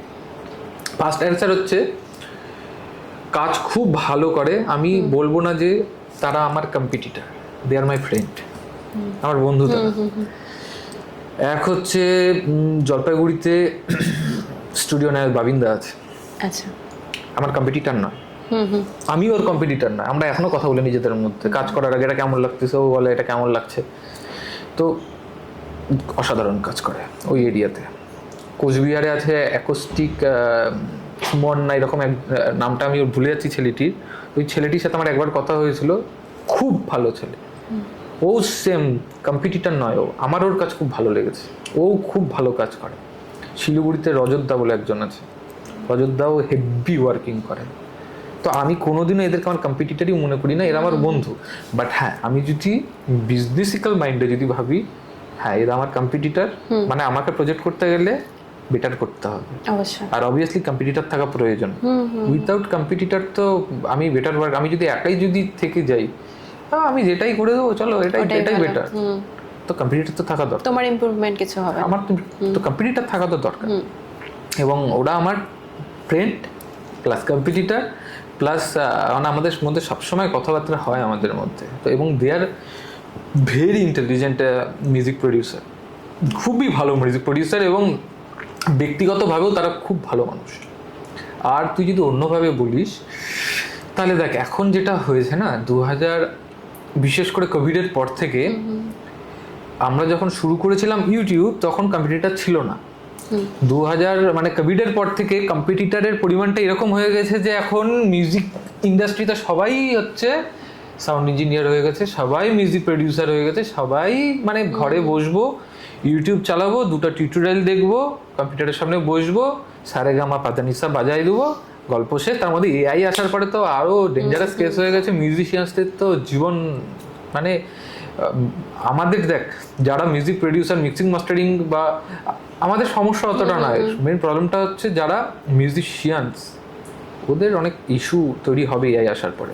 যাই হোক, তো এই ধরনের যারা পাবলিক বা ছেলেমেয়েরা যারা করছে, হঠাৎ করে মার্কেটে আসছে, হঠাৎ করে ইউটিউব দেখে দুদিনের জন্য ইউটিউব দেখে নিলাম, 20,000 টাকার বক্স নিয়ে নিলাম, কম্পিউটার লাগিয়ে নিলাম, চলো গান শুরু, রেডি, হ্যাঁ 1 2 3 টেক, দারুণ গান, চলো বাড়ি চলো, হয়ে গেল গান। আজকের দিনে আমাদের এখানে, আমরা প্রথমে যখন কথা বলছিলাম তোর সাথে, তখন বললাম যে আমাদের এখানে 3.5 4-5 হাজার টাকা হচ্ছে আমাদের একটা রেমুনারেশন ফিস। কলকাতাতে 10,000 টাকা, 15,000 টাকা মিনিমাম। কেন আমরা বাড়াতে পারছি না? তো দেখ, পেট তো আমাদেরকেও চালাতে লাগবে। আজকে 5,000 টাকা নিয়ে আজকে আমরা একটা কাজ করছি, কালকে ওখানকারই আর একজন এসে বাড়িতে ওই 2টা বক্স লাগিয়ে 1,500 টাকাতে কাজ বের করে দেবে। সেই কাজ তুই শুনতেও পারবি না, তুই নিতেও পারবি না, তোর ভালোও লাগবে না, টাকাটাই দেখবে 1,500 পাচ্ছে, কিন্তু মানুষ দেখবে 1,500 টাকা, তো চলো ওখান থেকেই। এবার রিয়েলাইজটা কখন হয়? 6 মাস 7 মাস 8 মাস পরে গিয়ে তার রিয়েলাইজেশনটা হয়। তো অ্যাকচুয়ালি মার্কেটটা হচ্ছে খারাপ হচ্ছে এইভাবে মার্কেট খারাপ হয় যে কোনো ইন্ডাস্ট্রির ক্ষেত্রে, সেটা হ্যাঁ যে কোনো ইন্ডাস্ট্রি, যে কোনো, তোদের ব্লগিং সেশন থেকে শুরু করে মিউজিক্যাল, ভিডিওগ্রাফি, মডেলের সমস্ত জায়গায় এটা যে প্রফেশনালিজম মেনটেন্স করে লাখ লাখ টাকা খরচা করে আজকে আমরা একটা প্রফেশনাল যে জায়গাটা তৈরি করেছি, যে আমরা আমাদের কাস্টমারকে যেন প্রফেশনালিজম ভাবে যেন কিছু যেন দিতে পারি, সেই জায়গাটাতে যারা করছে তারা করুক, তাতে আমার কোনো আপত্তি নেই, বাট তোমরা শিখে করো, আরো ভালো মতন করো। আর একটা সবার মধ্যে চার্জটা ডিস্ট্রিবিউট করলে সেম টাইপের Yes. চার্জ রাখলে তো ওটা বেটার এবং হয় সেই না? চার্জেসটা তুমি সবার মতন করে রাখো, তখনই তো গিয়ে আমরা আমাদের ভ্যালুয়েশনটাকে বাড়াতে Exactly. পারবো। আজকে আমি 5,000 টাকা নিচ্ছি, তুমি 2,000 টাকাতে কাজ করছো, তুমি 5,000 টাকা নাও না, তুমি দেখবা আজ থেকে 2 বছর পরে এটা আমরাও 10,000 টাকা ভ্যালুয়েশনে পৌঁছাতে পারবো। সব দিকে, আমি শুধু রেকর্ডিং এর কথা বলছি না, আমি ভিডিও প্রোডাকশনের কথা Anything. বলছি, সমস্ত জায়গায়। তো এই সমস্যাটা তো এখানে আছে। এটা তুমি যেরকম ফেস করেছো আমি বহুবার ফেস করেছি, আর এটা তো হবে। এটা ভিডিওগ্রাফারও ফেস করে। হ্যাঁ, স্বাভাবিক। এটা মানে নিজেদের মধ্যে যে বন্ডিংটা না থাকে, যে না আমরা এটা একই একটা চার্জ মেইনটেইন এখানে- করব, তাতে জিনিসটা আরো বাড়বে। একদম, এটা দিন দিন। এখানে নেই, একদম বন্ডিং ব্যাপারটা নেই। একটা ছোট্ট শহর রায়গঞ্জ, তোকে উদাহরণ দিচ্ছি তো, একটা ছোট্ট শহর রায়গঞ্জ, যেখানে এক টুকরা বৃষ্টির জল পড়লে অথবা বন্যার মতন হয়ে যায়, এখানে দাঁড়িয়ে থেকে আমরা মিউজিক্যাল ভিডিওগ্রাফি বা ব্লগিং এগুলোর মধ্যে আমরা রাজনীতি করি, মানে আমরা রাজনীতি শুরু করি। এক্স্যাক্টলি, মানে নিজেদের মধ্যে যদি বন্ডটা ভালো থাকে আরো বেশি কাজ পাওয়া যায়, এটাই কাউকে বোঝানো যায় না। কি একটা শহর, ছোট 10 কিলোমিটারের তো শহর, কলকাতার তো কত বড়, ওখানে এরকম প্রফেশনালিজম। রায়গঞ্জ 10 কিলোমিটার, বালুরঘাট চলো 10-15 কিলোমিটার।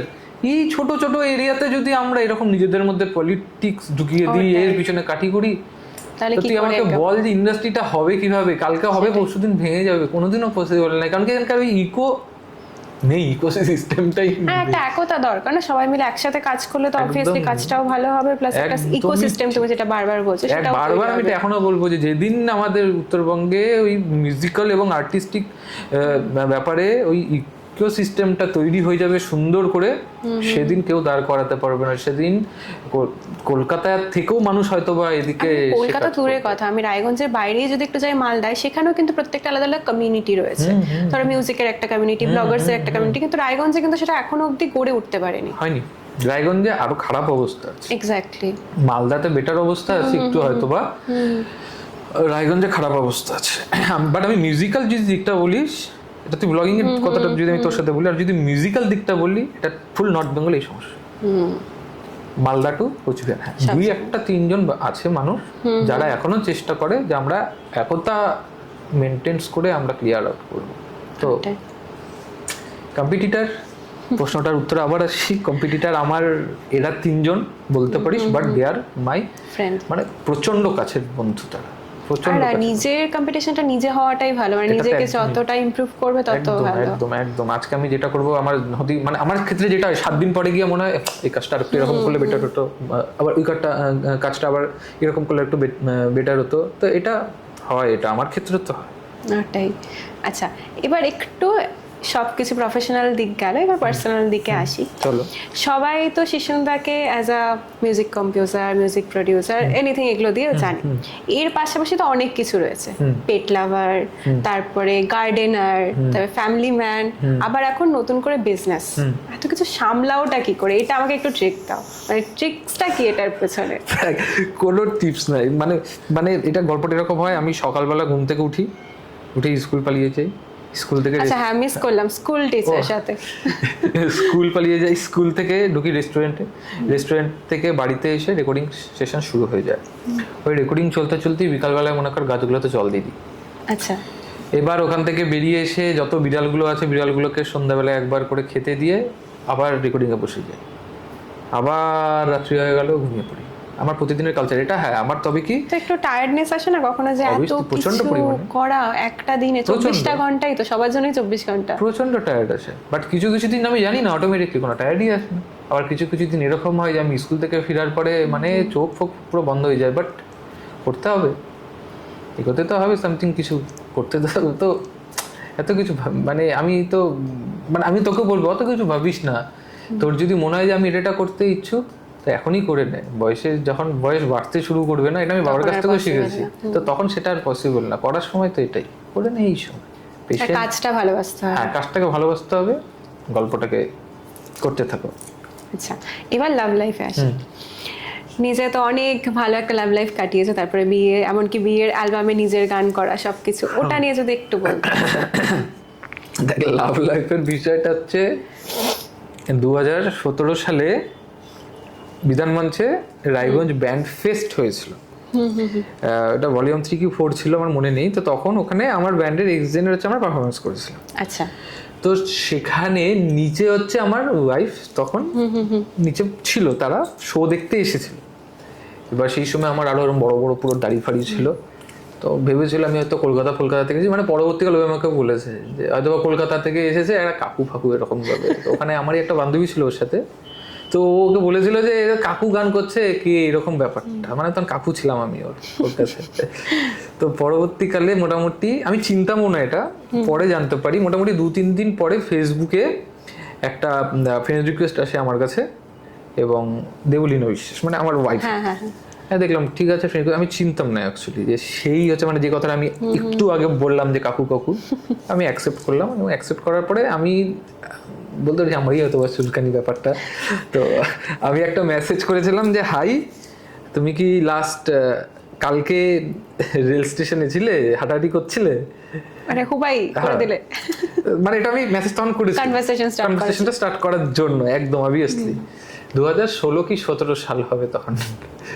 এবার তো তার বিনিময় রিপ্লাই এসেছিল যে না আমি তো ছিলাম না। তো তারপরের থেকে ধীরে ধীরে মেসেজ শুরু হয়। এবার কেন বলছি তাকে, আমার কাছে খুব, আমি রিয়েলিস্টিক ভাবে তোকে বলছি, 2013, 14, 15 সালগুলোতে না আমাদের অল্প বয়স ছিল তখন। মেয়েরা যখন মেসেজ করতো আমরাও রিপ্লাই দিতাম। এবার কিছু কিছু ক্ষেত্রে ফ্রেন্ড রিকোয়েস্ট পাঠানোর পরে তাদেরকে যদি আমি হাই লেগে পাঠাতাম অনেকে অ্যান্সারই করতো না। তো আমরা টেকনোলজি দিয়ে টেকনিক চেঞ্জ করে দিয়েছিলাম মেসেজে, যে এমন সামথিং কিছু একটা আমরা রিপ্রেজেন্ট করব, ওকে অ্যান্সার দিতেই হবে। তো আমরা কি করি, তো তখন এরকম রিপ্লাই দিতাম, হাই না, তুমি কি কালকে এখানে ঘুরতে গিয়েছিলে, তোমাকে দেখলাম। আচ্ছা, হ্যাঁ না তো বলতে লাগবে রে বাবা। এটা নিউ প্রজন্মের জন্য কিন্তু একটা ট্রিক, যারা ভাবছো যে কিছু করবে, কাউকে মেসেজ করবে, এটা কিন্তু অ্যাপ্লাই করতে পারো। ওরকম মেসেজ করেছিলাম, ফার্স্ট মেসেজ এটা ছিল।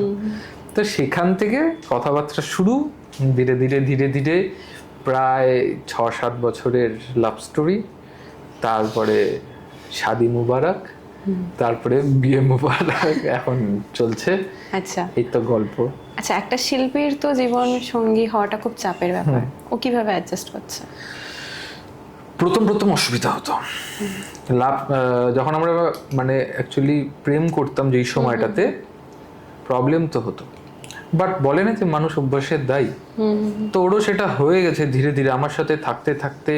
আমি ওকে কতক্ষণ সময় দিতে পারি, বেশিক্ষণ সময় দিতে পারি না। আমি সকাল স্কুল সমস্ত কিছু করে আমাদের অ্যাকচুয়ালি দেখা হয় দুপুরবেলা খাওয়ার সময়, রাত্রিবেলায় খাওয়ার সময়, ঘুমানোর সময়, গল্প শেষ। এবং এই জায়গাটা থেকে ও কি করেছে যে যখন আমার সাথে ওর যখন এতটা দেখা সাক্ষাৎ হয় না, ও ঘরের মধ্যেই চুপচাপ বসে থাকে, তখন ও কি করলো যে তাহলে আমিও তাহলে কিছু একটা নিজেকে ওয়ার্কিং এর সাথে চাইলে যুক্ত করি। তারপরে ও ধীরে ধীরে টিউশন করানো শুরু করলো, কোচিং সেন্টার জয়েন করলো। তো এখন অ্যাডজাস্টেবল হয়ে গেছে জিনিসটা, ওর সমস্যা এখন আর হয় না, বাট প্রথমের দিকে হতো, এখন একদম মানে কোনো সমস্যাই নেই, একদম বিন্দাস দিন যাপন হয়। মানে নিজেদের মধ্যে মিউচুয়াল আন্ডারস্ট্যান্ডিংটা খুব ম্যাটার করে। এটা একদম খুব ম্যাটার করে, মিউচুয়াল আন্ডারস্ট্যান্ডিং। তো যারা বিয়ে করতে চাইছে তাদের জন্য কিছু টিপস? দেখ, দুটা টিপস, যদি বিয়ে করতে হয় ভেবে চিন্তা করতে লাগবে, এটা যে দিল্লির লাড্ডুর মতো। আর সেকেন্ডারি, যদি বিয়ে হয়ে যায় বা মনে কর অ্যাকচুয়ালি কিছুই না, বিয়ে তো করতেই হবে জীবনে, ঠিক আছে, এবং করাটা খুব ইম্পর্টেন্ট। কারণ কি একটা সময় পরে গিয়ে তোর মনের কথা, কিছু চিন্তা ভাবনা, সমস্ত কিছুর জন্য শেয়ারিং একজন তো পার্টনার তো নিডেড হয় জীবনে। তো সেটার জন্য আমি বলবো বিয়ে তো করা উচিত। বাট অবভিয়াসলি তুই এখন যেটা বললি আন্ডারস্ট্যান্ডিং এর ব্যাপারটা, এটাও থাকাটা খুব দরকার। তো বিয়ে করো, বিন্দাস নাইচে বিয়ে করো, সবার জন্য তো এটাই বলবো, পুরো মস্তি করে বিয়ে করো, বাট আন্ডারস্ট্যান্ডিং রেখে, নিজেদের মধ্যে সমতা বুঝিয়ে রেখে তারপরে ভবিষ্যতের জীবনযাপন ধীরে ধীরে স্টার্ট করবে। আচ্ছা, বাড়ি শীর্ষেন্দু আর স্টেজে শীর্ষেন্দু, দুটোর মধ্যে পার্থক্য আছে। হ্যাঁ, সেটাই জানতে চাইছি। বাড়িতে শীর্ষেন্দু হচ্ছে মায়ের কাছে বকা খায় সারাদিন, আচ্ছা, বউয়ের কাছে বকা খায়। স্টেজে উল্টো, স্টেজেটা উল্টো হয়ে যায়, স্টেজে উঠলে তখন আমি বাঘের বাচ্চা হয়ে যাই, এরকম ব্যাপারটা। তখন মানে স্টেজ আমার এরিয়া হয়ে যায়, তখন ওখানে উঠে আমার মানে স্টেজে উঠলে বলতে কি হয়, কিছুই না, স্টেজে উঠলে আমার ফ্যামিলিগত দিক, আমার এই ব্যাপারটা একদম আলাদা হয়ে যায়। স্টেজ আমার, মঞ্চ আমার, আমি বাজাতে পারি, চলো লাগাও, এবার যা হবে দেখা যাবে, এরকম সবকিছু বলে শুধু ওই জোনটাই। তখন ওখানে আমার মেন্টালিটি শুধু ওখানেই ওয়ার্কিং করে। বাড়িতে এলে আবার ওই গল্পটা আলাদা হয়ে যায় আবার। আচ্ছা, নেক্সট এটা আসবো, মিউজিক এত কিছুর পাশাপাশি তুমি শুরু করেছো রেস্টুরেন্ট বিজনেস। সবাই জানো লাভলি হেভেন, কি করে মানে একটা পুরো ডিফারেন্ট জোন, কি করে ভাবনার, কি করে করছো এটা যদি বল। দেখ, আমি রান্না করতে প্রচন্ড ভালোবাসতাম। এটা অনেকেই জানে না হয়তো। হ্যাঁ, এটা অনেকেই জানে না যে আমি রান্না করতে ক্লাস 12 এর পরের থেকে আমি রান্না করতে প্রচন্ড ভালোবাসতাম। সমস্ত রান্নাই পারি না, বাট পার্টিকুলার যেটা পারি সেটা আমি করতে ভীষণ রকম ভালোবাসি, এবং যখন সেটা আমি করি মানে আমার তখন ওখানেই টোটালি আমার মন চলে যায়। এবং এই যে রান্নার যে ব্যাপারটা বা রান্না করে খাওয়া দাওয়ার আমেজটাকে গ্রহণ করা, এটা অনেকদিন ধরেই ছিল। তো আমার মাথায় তখন থেকেই একটা প্ল্যান চলতো যে একটা এমন টাইপস অফ রেস্টুরেন্ট বা খাবার সামথিং করি যেখান থেকে মানুষ এসে চলো খাবে দাবে, এবং আমার যে শখটা সেটাও পূরণ হবে। তোকে বললাম না যে আমার জীবনে কিছু কিছু শখ আছে, যেই শখগুলোকে আমি পূরণ করে নিতে চাই। জানি না যে যে কোনো মানুষের জীবনেই আজ কাল নাও থাকতে পারি, কাল নাও থাকতে পারি। তো জীবনে যেটাই আমাকে ভগবান দিক, যতটুকুনি দিক, আমার মনে হয় যে আমার যা যা শখ আছে, আমি সবাইকে বলবো, সকলকে কথাটা বলবো, তোমার জীবনে যে শখটা আছে তুমি সেটা করো। তোমাকে যদি 10 টাকা দেয় এবং তোমার শখ যদি অনেকটা বড় থাকে, সেই শখটাকেই তুমি 10 টাকার মতন করেই তুমি একটু সাজিয়ে গুছিয়ে করার চেষ্টা করো। তা আমার জীবনে এই শখগুলো আছে, আরো কিছু আছে, আচ্ছা, সেগুলো করার চেষ্টা করব। তো আমি সেই শখগুলোকে ধীরে ধীরে পূরণ করছি, আমি আর কিছুই নয়। তো আরো অনেক এগিয়ে যাও এটাই বলবো, কারণ একটা ছোট্ট শহর থেকে বিলং করে এত একটা বড় স্বপ্ন দেখা প্লাস এত কিছু করে যাচ্ছ, এটা খুব একদম মানে খুবই একটা কি বলবো চাপের ব্যাপার, বা এটা সামলানোটা খুবই চাপের ব্যাপার। তো আপকামিং 5 ইয়ার্সে কোথায় নিজেকে দেখতে চাও? দেখ, আজকে আমি যেখানে আছি আমি জানি না। দেখ, 2011-12 সালে যেটা আমি শুরু করেছিলাম, তখন আমি যা ছিলাম 2019 সালে চেঞ্জ হয়ে গেছে। 2019 সালে আমার মধ্যে যে জেদ, না বুঝে যে জিনিসগুলো করার যে ব্যাপারগুলো ছিল, 2026 সালে এসে সেটা আবার চেঞ্জ হয়ে গেছে। আজ থেকে 5 বছর পর 2031 সালে গিয়ে হয়তোবা আমি আবার ডিফারেন্স সামথিং, কোনো আমার মেন্টালিটি হয়তোবা আরও বেশি ইমপ্রুভ করবে, হয়তো চিন্তা ভাবনা বা আমার চিন্তা শক্তিটা হয়তোবা আরও বেশি আলাদা রকম হতে পারে।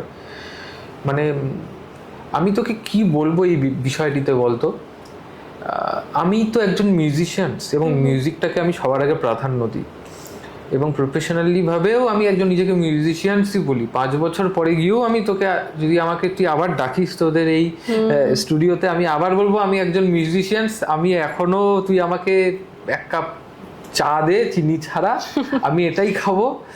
আর আমি যেটা বাজাতে ভালোবাসি আমি সেটাই বাজাবো, আমিও মাটিতে বসেও খেতে পারবো। তো আমি আবারও তোকে বলবো, আমার ব্যক্তি সত্তা আমার মৃত্যুর আগ অবধি আমার সেমই থাকবে 2011 সালে আমার যেটা ছিল।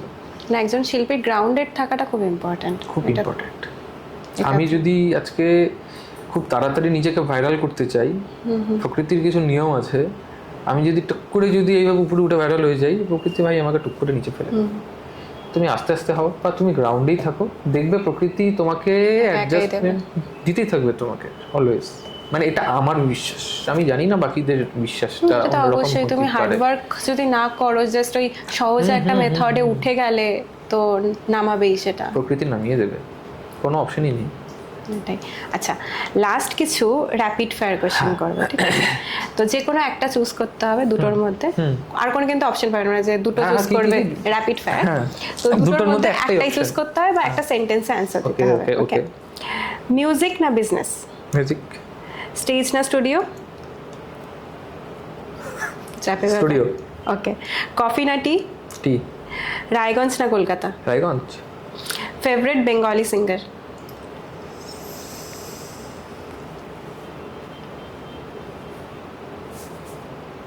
হেমন্ত Mukhopadhyay. Okay, favourite band? Fossils. Okay, উত্তরবঙ্গের টপ 3 সিঙ্গার? দেখ, যদি শুধু সিঙ্গার বলিস, আমার উত্তরবঙ্গের মধ্যে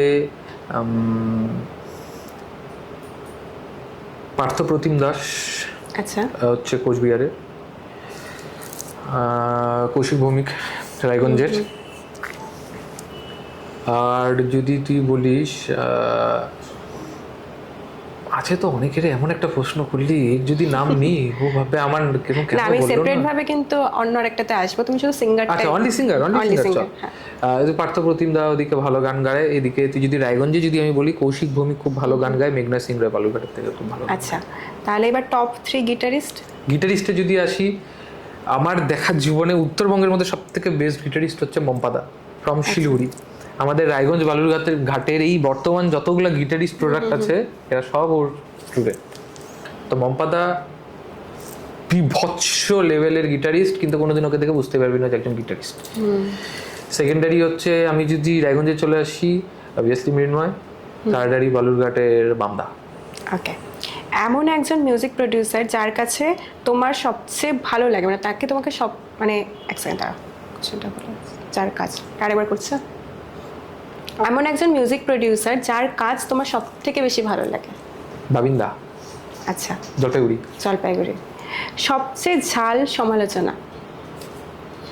এটা কিরকম দিব রে? সব থেকে ঝাল সমালোচনা এটাই যে এই 5,000 টাকা নিয়ে কাজ করে, এরা আর কাজ হলো, এর থেকে তো 1,500 টাকা দিয়ে আমি ভালো কাজ করতে পারবো। বুঝতে পারছি আগের কনটেক্সটে। সবচেয়ে মিষ্টি প্রশংসা। সব থেকে মিষ্টি প্রশংসা হচ্ছে এটাই, গোল্ডেন প্লে বাটন পেয়েছিস, সিলভার প্লে বাটন পেয়েছিস, খুব ভালো লাগছে, ডায়মন্ডটা কবে আসবে? আচ্ছা, ডায়মন্ড আসতে গেলে 10 মিলিয়ন হতে এটা ঠিক হয়। প্রশংসা নয়। এটাই প্রশংসা আমার কাছে। এর থেকে তুই কি প্রশংসা দিবি? তোমার গান খুব ভালো হচ্ছে, এটা সবাই বলে। তুই কি বলবো প্রশংসা? আমার স্টুডিওতে এসে সবাই এটাই বলে যে diamond play, silver play, golden কবে আসবে? বাও, ডায়মন্ড প্লে, সিলভার প্লে, দারুণ দারুণ। এটাই আমি প্রশংসা, এটা আমার কাছে কমন প্রশংসা।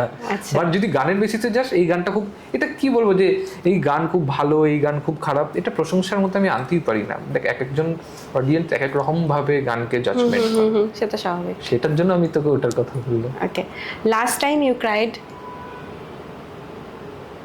আমার বাবা মারা যাওয়ার পরে। আচ্ছা। বিকজ আমার প্রডিউসার তো আমার বাবাই ছিল, এবং 2021 আমার বাবা মারা যায়। বাবা মারা যাওয়ার 2 মাসের মধ্যে আমার যে সব থেকে কাছের কুকুর বা আমার যে ডগি সেও মারা যায়। তো এই সমস্যা আমার খুব কাছে খুব সমস্যা দেয়, মানে খুব একটা, মানে কি বলবো, মানে একটা বাজে ব্যাপার ছিল। 2021টা ঘোরের মধ্যে, তারপরে প্রজেক্ট 15 এর, দেন প্রজেক্ট 15 সমস্যা, আমরা সেই সময় আমাদের প্রবলেমেটিক। তো 2021-22 আমার কাছে ক্রুশিয়াল একটা বাজে সময় একটা ছিল। বাজে সময় গেছে, 2022 সালটা বিশেষ করে। Okay, one word for north Bengal. Ecosystem তৈরি করো, পেশেন্স ধরো, তাহলে গিয়েই সমস্ত কিছু হবে। যদি ধৈর্য যদি না ধরতে পারো, বিশেষ করে মিউজিক্যাল লাইফে ধৈর্য না ধরতে পারলে কোনো দিনই কিছু হবে না। মিউজিশিয়ানসদের জন্য, মানে মিউজিশিয়ানসদের জন্য বলছি আমি, সবার ক্ষেত্রেই সেম, ভিডিওগ্রাফারদেরও সেম, ব্লগার্সদেরও সেম, সবার ক্ষেত্রেই অ্যাকচুয়ালি এটা যে উইথাউট ধৈর্য ছাড়া তো পসিবল না। One word for your wife. তালের বড়া, আই লাভ ইউ, এটাই। তালের বড়া? মানে ওর নাম হচ্ছে অ্যাকচুয়ালি তালের বড়া। মানে গল্পটা হচ্ছে, আমার বাড়িতে যখন প্রথমবার এসেছিল তখন ও তালের বড়া এনেছিল সেই থেকে তালের আমার বড়া। বাবা মাকে ইমপ্রেস করার জন্য। কারণ কি আমার বাড়ি থেকে তো প্রথমে রিলেশনশিপে করেনি, মানে স্ট্রংলি প্রথমে অ্যাকসেপ্ট করেনি। তো এটা ইমপ্রেসড জোগানোর জন্য ও এনেছিল তালের বড়া। তবে থেকে আমার বাবা ওর নাম দিয়েছিল তালের বড়া। আজীবন এখনো রায়গঞ্জের অর্ধেক মানুষ আমার ওয়াইফের নাম তালের বড়াই জানে। ও বাবা, তোর বাড়িতে আর কাউকে বলবো কিছু নিয়ে যেতে না, চাপ হয়ে যাবে। আচ্ছা, লাস্ট একটা টক ঝাল কোশ্চেন। আজ যদি উত্তরবঙ্গের সব নতুন শিল্পী তোমার সামনে বসে থাকে, তাদের জন্য তোমার কি একটা মানে বার্তা থাকবে, তাদের কি বলতে চাও? দেখ, উত্তরবঙ্গের শিল্পীদের জন্য একটাই বার্তা, যে সকলের মধ্যেই কিন্তু শেখার একটা প্রবণতা আছে, আমাদের এখানকার মিউজিশিয়ানসদের মধ্যে, সিঙ্গার্সদের মধ্যে। এইবার তারা যখন শিখতে শুরু করে, আমি আমার স্টুডেন্টসদেরকে দিয়েও আমি বলছি, 6 মাস 7 মাস 8 মাস 1 বছর যাওয়ার পরে তারা শেখা বন্ধ করে দেয়। কিবোর্ড, গিটার, মিউজিক প্রোডাকশন যাই হোক, যা যা আছে সব আবার বিক্রি করে দেয়। তো এই জায়গাটাতে সবার আগে স্ট্রং হতে হবে, যে দাদা আমি কিবোর্ড বা গিটার বা ড্রামস বা গান আমি শিখতে চাই, দ্যাটস মিনস এটা আমার জন্য লং টার্ম প্রসেস। আজকে শিখবো কালকে ছেড়ে দেবো সেটা হবে না। সেকেন্ডারি, যেই কাজটার সাথে তোমরা যুক্ত আছো সেই কাজটা অবশ্যই করো, কিন্তু তার সাথে সাথে যদি তুমি ভাবো যে নর্থ বেঙ্গলে থেকে তুমি মিউজিক করবে, শুধু মিউজিক করে তুমি পেট চালাতে পারবে না ভাই। তোমাকে তার সাথে সাথে তোমাকে সেকেন্ডারি সামথিং কিছু একটা করতে লাগবে। তুমি যদি ভাবো যে আমি প্রফেশনাল মিউজিশিয়ানস হয়ে বাইরে চলে যেতে চাই, তুমি বাইরে চলে যাও, বেস্ট। যতদিন না আমাদের উত্তরবঙ্গে ইন্ডাস্ট্রি ফুল তৈরি হচ্ছে। স্ট্রংলি ভাবে ইমপ্রুভ করছে। আর থার্ড লাস্ট হচ্ছে মিউজিশিয়ানস যারা আছে তাদের সকলকেই আমি তোদের এই প্ল্যাটফর্ম থেকে বলবো খুব বেস্ট অফ লাক তাদেরকেও। বাট একটাই রিকোয়েস্ট, যে কাদা ছোড়াছুড়ি বন্ধ করতে হবে, অন্যের পেছনে কাঠি করা বন্ধ করতে হবে যেটা হয়ে আসছে। পলিটিক্যালি ব্যাপারটাকে আমাদের এই মিউজিক্যাল ইন্ডাস্ট্রি থেকে বের করতে হবে। যদি এই ব্যাপারগুলো বের হয় তাহলে অবশ্যই ইন্ডাস্ট্রি হবে, মিউজিশিয়ানসরা দাঁড়াবে, কাজ আসবে, পয়সা আসলেই এখানকার আর্টিস্টরা এখানেই থাকবে, বাইরে থেকেও আর্টিস্টরা এখানে আসবে। ওটাই। আজ কিন্তু একটা দারুণ আড্ডা হলো। একজন স্বপ্নদ্রষ্টা, একজন শিল্পী, একজন বিজনেসম্যানের অনেক অজানা কথা আমরা জানতে পারলাম। এসএস মিউজিক স্টুডিও থেকে শুরু করে project 15, lovely heaven restaurant, school teacher, সাথে আবার 1.7 মিলিয়ন মানুষের ভালোবাসা। এই অজানা তথ্যগুলো আশা করি তোমাদেরও কিন্তু অনুপ্রাণিত করেছে। আজকে ভিডিওটা ভালো লাগলে অবশ্যই লাইক, শেয়ার, সাবস্ক্রাইব করে দিও। আমি সীমান্তিকা, দেখা হচ্ছে পরের এপিসোডে।